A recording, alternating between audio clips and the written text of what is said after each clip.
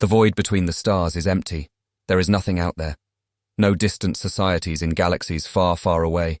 No primitive worlds, only just arising from the muck of pre-civilization. There are no distant dwellers, building Dyson spheres, creating vast and unknowable empires spanning the vast emptiness. There is nothing. Not even bacterial life out there. It is a cold and empty universe. And we learned this centuries after our shaky ships left Earth for Alpha Centauri. It seemed that life was a statistical error, something that doesn't occur at all, a terrifying truth, a nightmarish revelation. Some wept upon learning it. Some considered that perhaps it was against the cosmic order that we were alive. But there were those who did not lose faith, did not give up hope. Many worlds had the building blocks for life, all ready and set to go, only lacking whatever primordial spark caused the first single-celled life to occur. What can we do in an empty universe, devoid of life? The answer was to fill it. From the shipyards of Mercury was launched 1,000 ships, a new class of autonomous ships. We called them the seed ships, containing ample genetic samples from every conceivable life form on Earth, containing terraforming equipment, and containing instructions on their grand task. They were sent out into the cosmos to make the universe bloom with life. World after world was seeded by these ships, filled with new life forms. Wherever a planet was in the Goldilocks zone around a planet, the seed ship would attempt to create some form of life.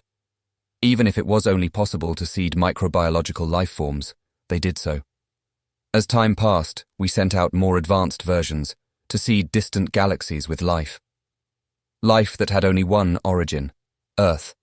A planet which became a vast center for an union of free nations, built upon the ideas of liberty, freedom, order, and spreading the only known forms of life to every single corner of the universe. Some worlds would develop into strange areas of life, evolving in paths that we would have never thought of. Retinaldehyde worlds with completely purple vegetation, worlds where both fauna and flora became capable of bioluminescence, the nights becoming a wonder of soft light. Worlds where all life sang beautifully.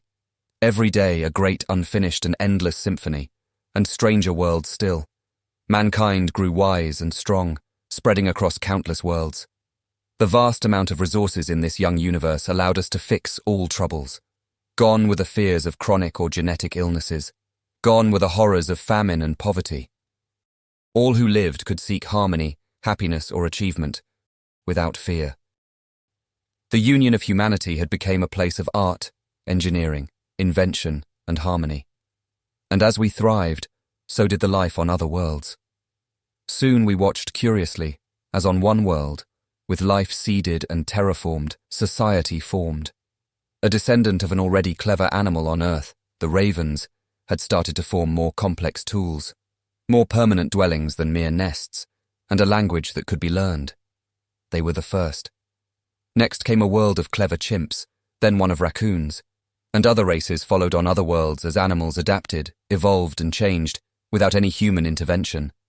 Soon, the universe was filled with worlds of life, and worlds where new and unique civilizations arose. Some built massive monuments, some lived harmoniously, some had a mishmash of various bizarre forms of life and culture, and some few went down paths that mankind had. A few even had multiple sentient species on the same world. Others went off in strange and almost alien developments in their society.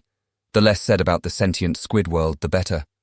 And we kept a close eye on them, protecting them against incoming meteors, ensuring that their young cultures would continue. Of course, on some worlds, even with our advanced technology, we were discovered. On some worlds, we were worshipped as gods. On others, descendants of evolved animals wore tinfoil hats as they revealed the truth about the human alien overlords while rambling over the airwaves. And through it all, we were so happy because at long last, we'd have new minds to share our ideas with. New brethren and sisters to help us force life upon a universe where such a thing had only happened once.